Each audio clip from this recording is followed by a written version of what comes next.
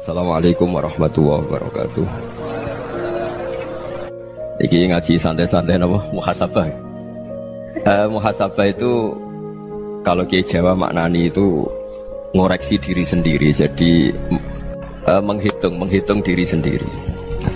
Ini pas bidang yang saya tekuni tadi karena Habib Ahmad yang minta kemarin sama ibu saya dari Indonesian Power itu. Ibu Lia, saya turutin sekaligus saya sambil belajar terus tentang muhasabah. Dalam konteks Indonesia, muhasabah itu sudah jadi perilaku ya. Karena dulu orang tua saya, guru-guru saya kalau ngandani itu, bayangkan kalau kamu jadi dia. Jadi misalnya kita mentang-mentang atasan, otoriter sama bawahan. Bayangkan kalau kamu jadi yang bawahan itu kayak apa? Laukun tamakanah, kalau orang Arab bilang, bayangkan kalau kamu di posisi dia. Makanya guyonannya orang-orang Indonesia itu kan orang ngaramkan judi gitu, bareng dikasih tahu. Tapi yang menang anak jenengan, alhamdulillah. Ternyata ngaramkan itu karena ada anaknya. Kalau anaknya yang menang ya seneng. Meskipun itu guyonan, tapi saya punya padanan itu dalam kitab Hikam. Nabi Ibrahim itu Khalilur Rahman, tentu bencinya minta ampun sama yang namanya maksiat. Suatu saat beliau diterbangkan di alam malakut. Itu kalau di Hikam saya halaman 15 juga. Saya masih ingat betul. Mungkin kalau Anda beda halaman karena beda cetakan. Setelah diterbangkan di alam malakut, diperlihatkan sama Allah. Ada orang pezina, ada orang syaribul khomri, ada orang mabuk, ada orang macam-macam. Allah tanya sama Nabi Ibrahim, bagaimana pendapat kamu Ibrahim tentang mereka yang maksiat? Kata Nabi Ibrahim, ya Allah, habisi saja mereka. Mereka hidup di bumi engkau, makan rezeki engkau, kemudian mereka tidak taat sama engkau. Singkat cerita, di fase itu, saya ulang lagi, di fase itu Allah nurutin sampai sekian peristiwa, mungkin 3 atau 4. Sudah, setelah sekian tahun Nabi Ibrahim lupa peristiwa itu, kemudian beliau diminta menyembelih anaknya. Ini versi kitab Hikam. Memang versinya banyak tentang kenapa Nabi Ibrahim disuruh menyembelih anaknya. Ketika mau menyembelih anaknya, Nabi Ibrahim ragu. Huwa samratu fuadi, anak saya ini buah hati saya, kenapa engkau suruh menyembelih? Terus kata Allah, apa kamu tidak ingat ketika kamu saya angkat di alam malakut, kemudian kamu usul bunuh-bunuh, saya tidak mempertimbangkan usul Anda, tapi kenapa sekarang saya merintahkan kamu mikir gitu? Terus, ya karena ini anak saya ya Allah. Terus kata Allah, rumang samu wong sumpukon mata ini gak gawean kau sing gawe kowe enak wae usul mata ini. Sebenarnya saya yang bikin, kemudian Anda enak aja usul membunuh. Semenjak itu Nabi Ibrahim itu di eranya itu asfaqun nas, orang paling sayang sama manusia. Karena kadang kita keras itu ya kebetulan itu udah anak kita, ada keluarga kita. Cara orang Jawa itu kan gitu ya, kalau ada perempuan terus macak yang macam-macam pakai sepeda motor cowok, terus wah itu luput suwuk, semoga-moga gini. Tapi setelah dikasih tahu, niku ponakane jenengan, semoga-moga selamat. Jadi jangan-jangan kemarin ahli ma'asi itu kebetulan itu tidak keluarga kita. Kalau keluarga kita yang pernah salah pada kita, semangat kita mintakan maaf. Jangan-jangan kita didikte hukum sosial gitu. Jadi orang yang salah kebetulan itu orang yang menservis kita, atau keluarga kita, atau orang dekat kita. Jangan-jangan semangat kita mintakan ampun. Tapi kalau sama orang lain kebetulan musuh kita semangatnya minta itu kena azab. Nah ini yang nggak boleh dalam Islam. Islam mengajarkan niru Rasulullah SAW, Nabi itu rahmatal lil alamin. Bahkan kemarin saya ngaji virtual sama beberapa habaib. Ada Habib Ali Al-Jufri dari Mesir, ya. Ada Habib Alwi dari Kuitang, ada Habib Nabil Al-Musawa. Dari sekian habaib itu saya masih ingat, diantaranya yang didawuhkan rahmatan lil alamin itu ketika Nabi adzahu qaumuh, disakiti oleh kaumnya, dan itu mereka masih kafir semua. Itu mereka dapat doanya Nabi, Allah mahdi qaumi fa innahum la ya'lamun. Kayak apa baiknya Nabi, orang yang menyakiti, yang melukai, tapi Nabi masih berdoa, Allah mahdi qaumi fa innahum la ya'lamun. Sayyidina Umar dapat doanya Nabi itu yakhina kana kafiran, ketika masih kafir didoakan, Allahumma aizzal Islam bi Umar. Itu ketika masih kafir. Itu pelajaran bagi kita bahwa yang sedang tidak cocok pun itu berdapat doa kita. Ya doa supaya kondisi kita baik. hari tambah baik. Karena agama ini saya berkali-kali bilang limangka nayarjuwa wal yaumal akhir. Agama ini diperuntukkan bagi yang selalu punya harapan pada Allah Subhanahu wa taala. Saya cerita muhasabah ini tentang hubungan kita dengan Allah. Di Indonesia itu banyak orang fasik, banyak orang nakal. Ya di mana-mana orang nakal itu ya mayoritas, wa aksaruhum fasikun. Tapi berkahnya harapan. Mungkin saya kira nakal sok benda, mungkin saya kira sholat sok ben sholat, mungkin sekarang belum sakho, belum dermawan, suatu saat dermawan. Barokahnya itu kefasikan ini dianggap sementara. Sedang fasik, sedang tidak benar. Karena kiai-kiai kita, para guru-guru kita, para habaib utamanya itu mesti bilang semoga husnul khotimah. Nah barokahnya doa itu semoga husnul khotimah itu menjadikan satu pola sosial. Yang sedang fasik ini masih diharapkan jadi lebih baik, jadi lebih. Sehingga kita tidak ngambil sikap ekstrim, yang ingin menghabisi atau ingin mengadili, tidak. Karena selalu kita punya harapan. Dan agama ini limangka nerjuwa wal yaumil akhir. Bayangkan itu kalau yang nakal itu anak kamu. Pasti kamu gak ingin kan langsung dapat azab, dapat apa. Padahal kita semua jadi tokoh ini abul kulli, bapak dari semuanya. Sehingga ketika Rasulullah SAW jalan-jalan kemudian melihat perempuan sedang menyalakan api. Kalau apinya mati ditiup, anaknya dijauhkan. Nanti kalau sudah jauh dari api, anaknya digendong lagi. Terus kata Rasulullah, matur ke semua sahabat, ara'aitum anna hadhihi tarihatan waladaha 'alan nar. Apa kamu berpendapat bahwa perempuan ini akan melemparkan anaknya ke neraka? Tidak ya Rasulullah. Tidak akan seorang ibu melemparkan anaknya ke api. Terus kata Rasulullah, Allahu arhamu min hadhihi biwaladiha. Allah lebih rahman, lebih rahim dibanding orang tua ini kepada anaknya. Ini yang harus kita kenalkan terus, kita kampanyakan terus supaya orang hubungannya dengan Allah itu nyaman, asik. Sehingga dengan demikian selalu ada harapan bahwa yang sedang nakal ini suatu saat tobat. Kita tidak boleh menghukumi pasti begini, pasti gini, itu tidak wilayah kita. Itu juga yang dicontohkan Rasulullah SAW. Secara lahir Nabi itu nggak berkenan sama Wahsy, karena Wahsy itu salahnya salah fatal karena membunuh ahabban nasi ila Rasulillah, yaitu membunuh Sayyid Hamzah. Jadi ketika Wahsy tobat, Nabi itu terima tobatnya. Dan ketika beliau dengan basariyahnya agak siap ketemu Wahsy karena harus ingat Sayyid Hamzah, basariyahnya diturutin. Oke, kamu iman, saya turutin, tapi jangan sering ketemu saya. Karena kalau ketemu kamu, saya masih ingat sama paman saya, Sayyid Hamzah. Kita bisa ngelola seperti itu. Kita tidak cocok sama orang, bagaimanapun mereka umat Rasulullah SAW, kita tetap mencintai mereka. Misalnya kalau beda agama, mereka sama-sama orang Indonesia, kita mencintai mereka atas nama warga Indonesia. Tapi kalau misalnya potongannya ora cocok, beda kultur, bawaannya itu mangkel no coro Jawa, ya bisa diilmoni, jangan ketemu. Wong sudah tidak cocok, ingin ketemu nyari solusi. Roh ini tok seneng itu kan ya repot gitu. Ya sudah kalau nggak pati cocok ya jangan sering ketemu. Dan itu kita bisa memanage seperti itu tuh bisa. Saya berkali-kali cerita tentang Imam Syafi'i. Kalau dikasih tahu ya Imam Abu Abdillah, panggilannya Imam Syafi'i, tetangga anda ini ternyata banyak yang nggak senang anda. Jawabnya beliau senang. Ya bagus kalau nggak senang saya, anda utang saya katanya. Jadi gara-gara saman seneng aku ngatur aku ini kan. Dan mungkin saman rasa seneng kan ya enak. Jadi hidup itu dianggap happy. Kalau seneng ya teman silaturahim, kalau nggak seneng ya nggak bakal utang gitu. Baru kayak seneng itu nggak ganggu. Gitu. Jadi dulu itu orang bisa ngelola seneng nggak seneng itu bisa. Karena ada kearifan hubungan dengan Allah Subhanahu wa ta'ala. Hidupnya selesai karena masyghul bi dzikrillah, mereka sibuk dengan Allah. Makanya kata ulama-ulama tasawuf, kamu jangan melihat manusia perilakunya, tapi kamu juga harus ingat yang gerakkan semua itu Allah Subhanahu wa ta'ala. Dengan demikian kita farah, kita senang. Makanya Nabi kalau ngutus Anas bin Malik kemudian nggak kesampaian yang diinginkan karena Anas main. Ketika garwa-garwani Nabi agak tersinggung, Nabi andaikan Allah menghendaki yang saya inginkan kesampaian, pasti itu kesampaian. Jadi dianggap kegagalan Anas gak manggil yang dituju Nabi itu ya kersane Allah, ya enteng saja. Sayyidina Ali lebih parah lagi yang dialamin. Itu dalam beliau kalau dipanggil itu gak cepet-cepet ke sana. Ketika ditanya, kenapa kamu tak panggil gak cepet ke saya? Amin tu ukubatak, karena aku tahu kau orang baik. Orang baik itu pemaaf.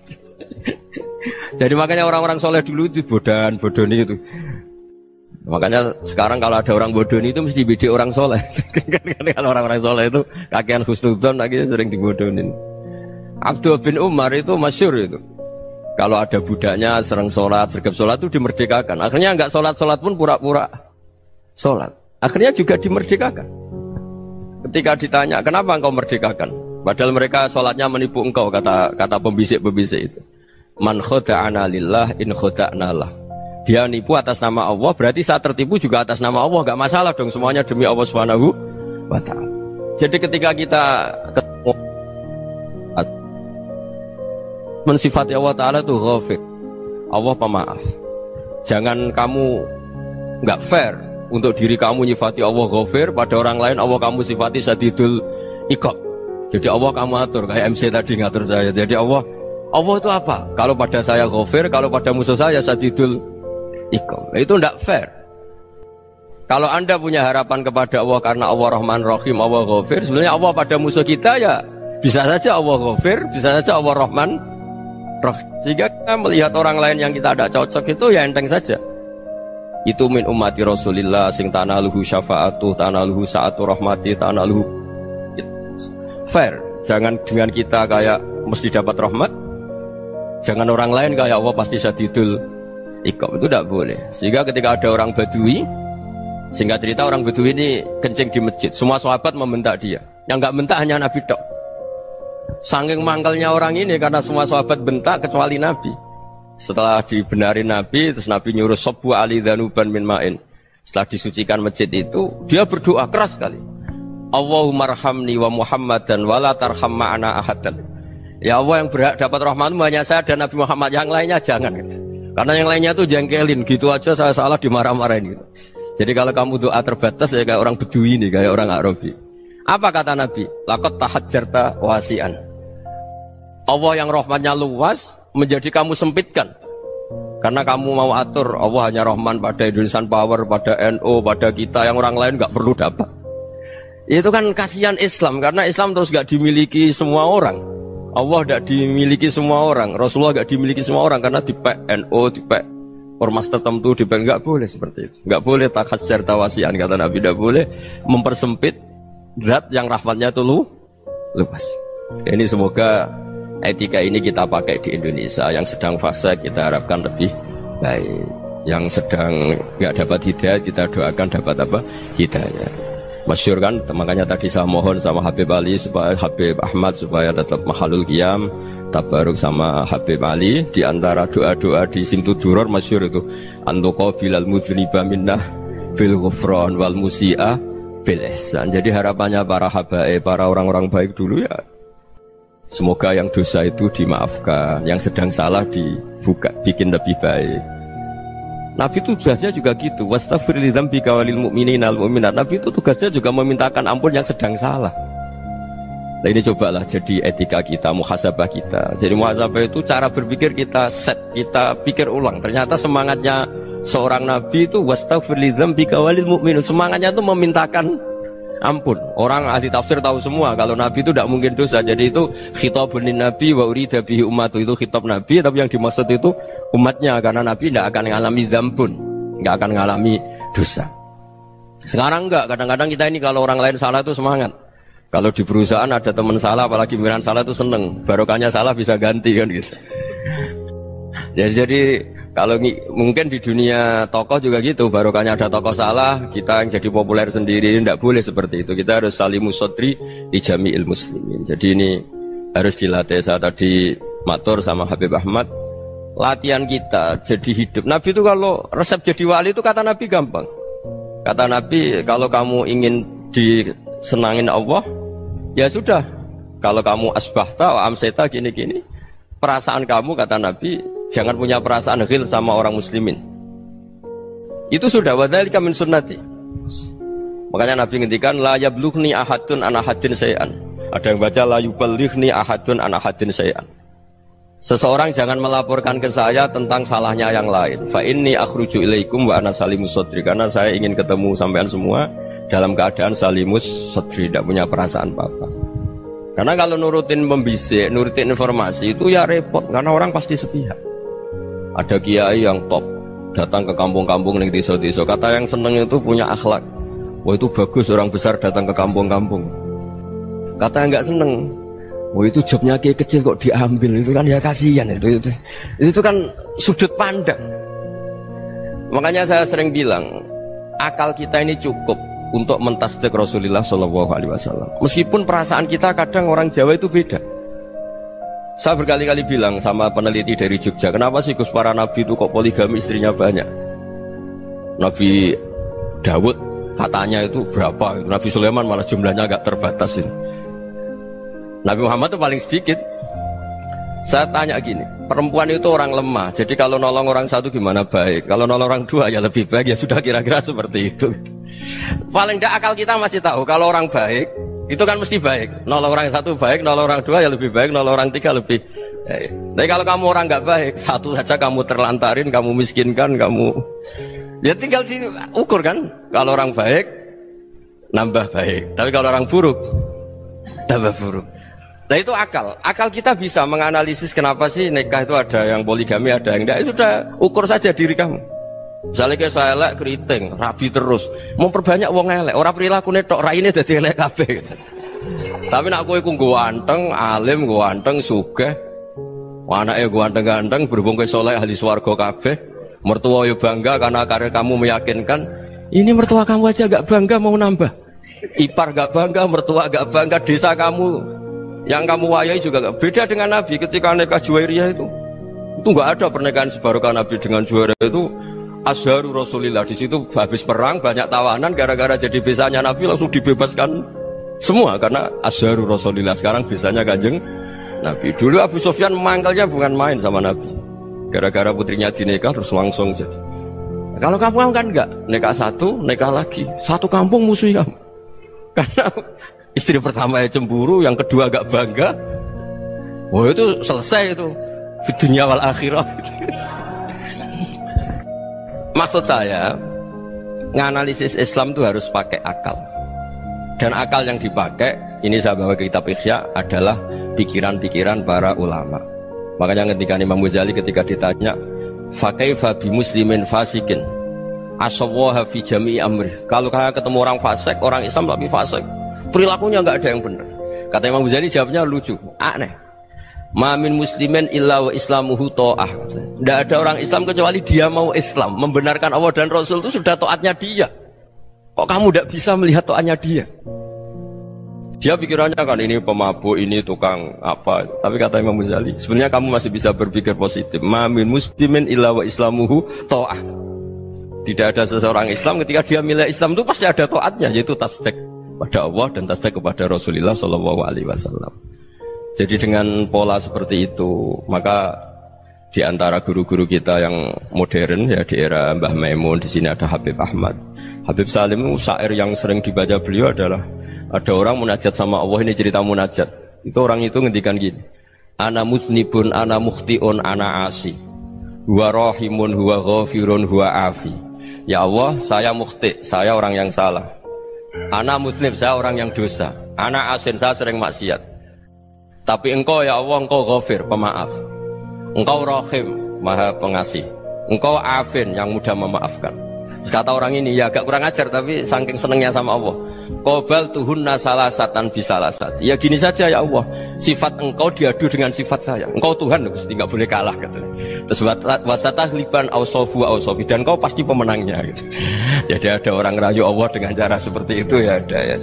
Saya ini manusia, salah saya banyak. Engkau ampunannya banyak. Engkau Tuhan, Gusti, nggak boleh ampunan Anda, ampunan engkau kalah dengan salah saya. Nggak boleh Tuhan kok kalah.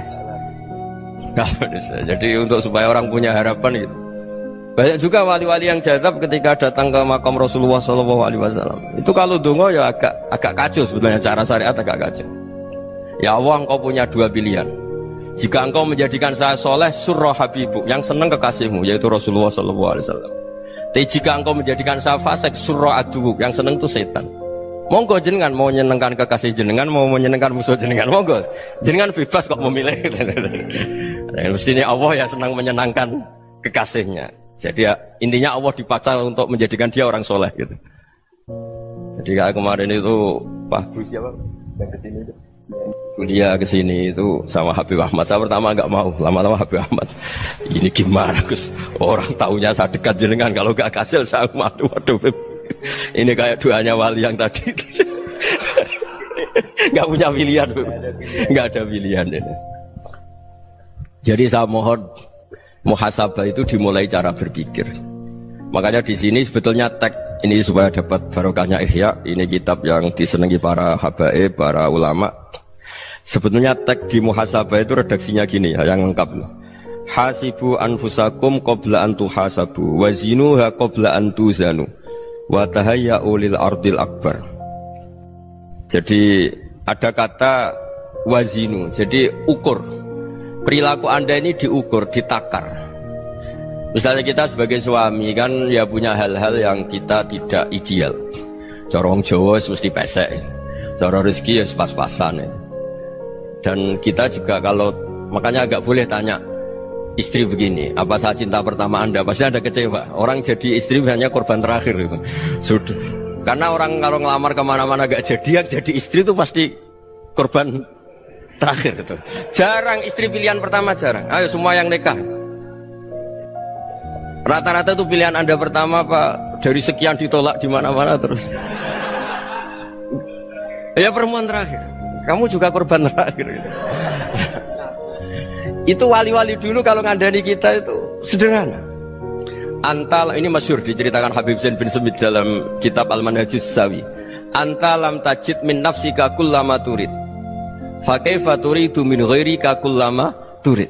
Kamu yang ingin ideal saja, kamu tidak menemukan pada diri kamu untuk menjadi ideal. Kamu kan ingin ganteng, ingin punya uang banyak, ingin perilaku Anda sempurna. Anda saja yang punya keinginan tidak bisa mewujudkan keinginan Anda sendiri.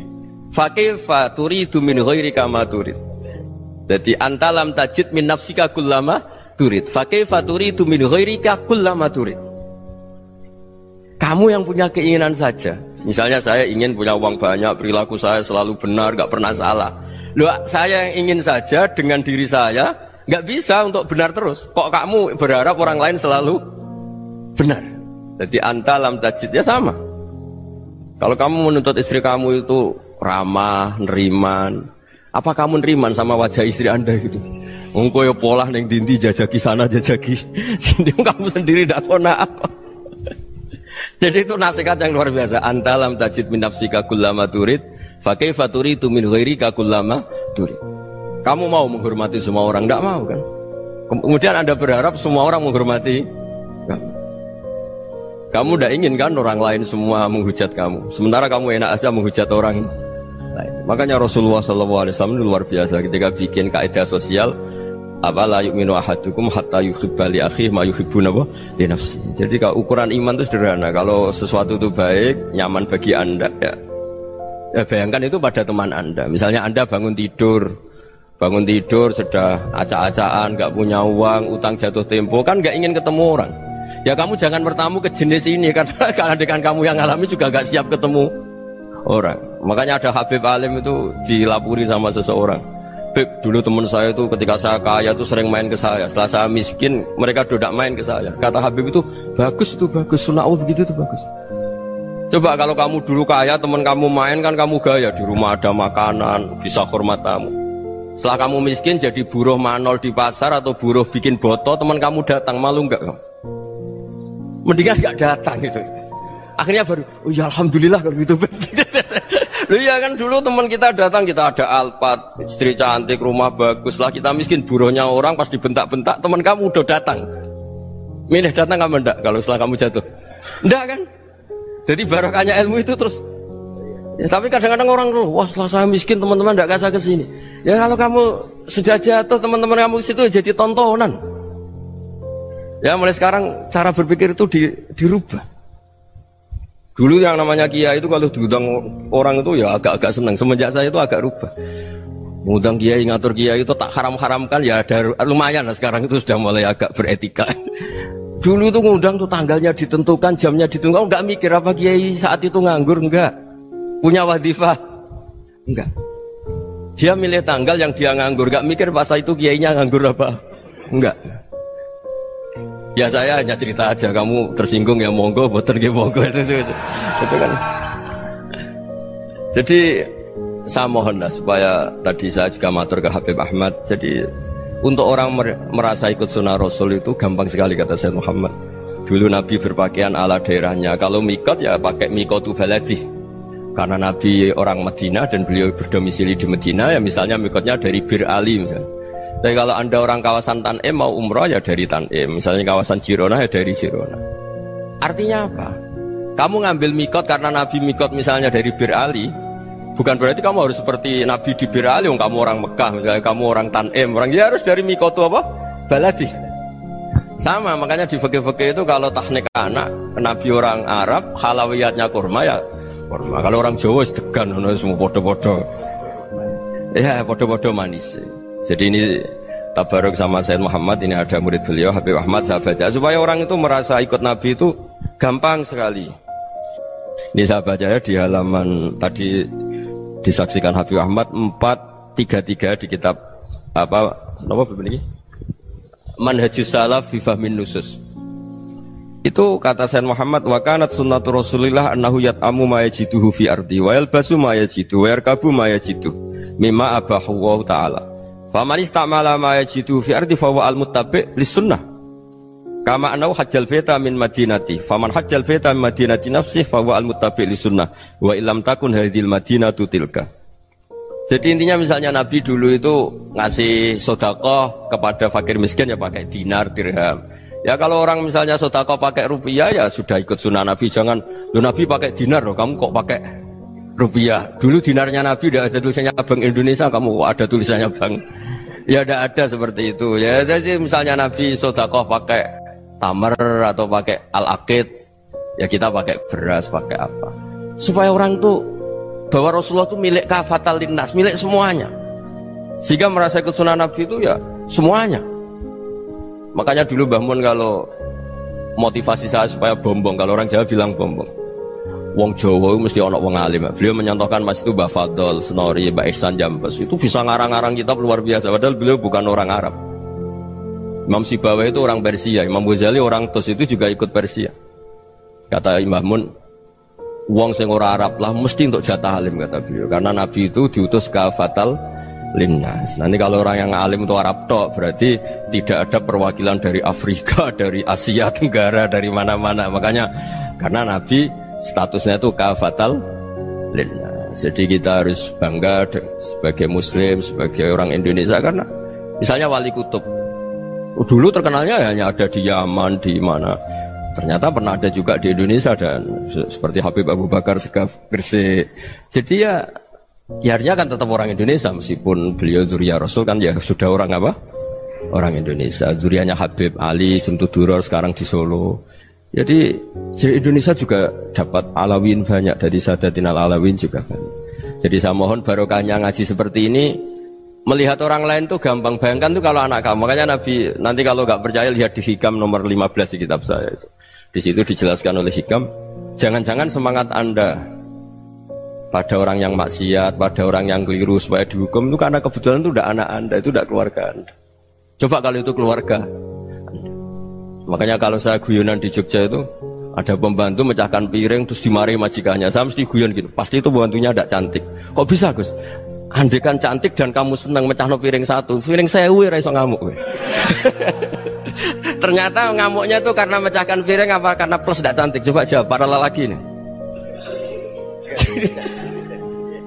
Kamu marah sama orang maksiat tuh karena maksiat karena plus itu udah anak Anda.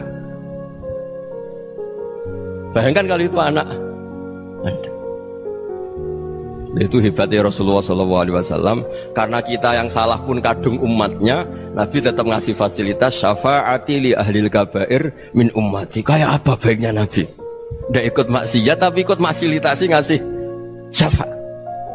Loh kalau li ahlil ibadah kan wajar. Nabi ketika ini syafaati li ahlil kabair min ummati. Ya karena tadi logika yang dibangun Rasulullah itu logika yang luar biasa. Kita semangat orang lain kena hukuman itu karena kita tidak punya ra'fah, tidak punya rahmah. Coba kalau Rasulullah yang bil mukminina raufur Rahim. Semangatnya itu mendoakan supaya tobat, mendoakan diampuni. Dan itu juga yang diperintahkan oleh Allah Subhanahu wa taala, wastaghfir li dzambika walil mu'minina wal mu'minat. Ya semoga barokahnya ngaji ini, barokahnya Habib Ahmad, barokahnya Maulid Simtud Duror, barokahnya semua kitab Madaih, Tibak Berjanji semuanya, barokahnya Ikhya, barokahnya Said Muhammad, barokahnya guru kita semua, Mbah Maimun, bapak saya. Kita ini ngikuti manhaj, ya, ngikuti apa? Manhaj. Saya sering didhawuhi Mbah Mun, kenapa ihdinas siratal mustaqim bukan siratoka?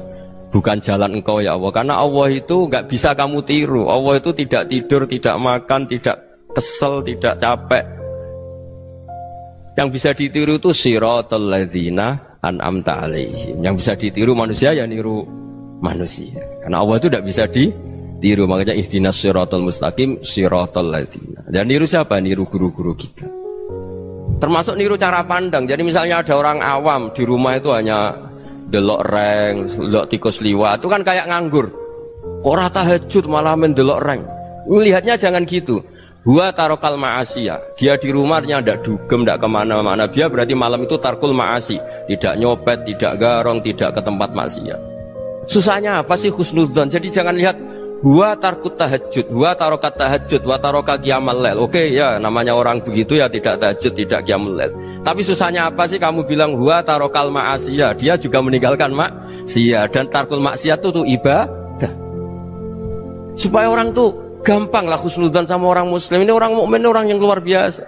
Di mata Allah itu orang yang luar biasa. Kayak tadi Imam Ghazali, kalau saya ketemu orang muslim kemudian dia tidak pernah baik, gimana? Kata Imam Ghazali, ma min muslimin illa wa islamuhu ta'ah. Tidak ada orang Islam ketika dia mentasdihkan Allah dan Rasulullah, berarti dia juga punya taat. Ya ini latihan saja, sing iso nglakoni Habib Ahmad kula namung cerita mawon. Kula cerita secara akademik, saya punya kitab, saya baca dan alhamdulillah kita paham barokahnya para guru, dan supaya terbiasalah. Sebaik-baiknya ibadah husnudzon billah wa husnudzon bil mu'min. Soal tidak cocok ya diilmoni tadi ya, namanya nggak cocok ya jangan sering ketemu. Seperti Rasulullah SAW, beliau karena sangat mencintai Said Hamzah, ketemu orang yang pernah begitu sama Said Hamzah ya beliau secara basyariah tidak siap. Tapi beliau secara cara bahasa sekarang, secara profesional, kalau beliau seorang nabi dan harus menerima tobatnya siapapun ya diterima. Saya meskipun dengan A, B gak cocok karena dia begini-begini sama saya, tapi saya ingat dia sholat, dia baca sholawat, dia mencintai Rasulullah, ya kita hormat. Ya soal gak cocok ya di manage tadi ya, zuruhiban tasdid huban. Kalau gak pati cocok ya jangan sering ketemu, bawaannya enak nanti. Ya semuanya itu diilmoni lah. Makanya ngendikane Ma'ruf Al-Qurhi ada yang baca Al-Kharki, mangqala fil yaumi salasa marrat wa marham ummata Muhammad kutiba minal abdal. Karena semangat mencintai siapapun satu hari sering baca marham ummata Muhammad, wa ma aslih ummata Muhammad, wa ma tajawaz an ummati Muhammad, itu mesti kutiba minal abdal. Dia pasti termasuk wali abdal. Maksudnya semangat mencintai ya dilatih lah. Misalnya Indonesia Power atau PLN, andai kan tidak ada PLN tuh kayak apa? Orang nggak bisa ngaji, tidak bisa aktivitas. Ya barokahnya ada PLN, barokahnya jasanya.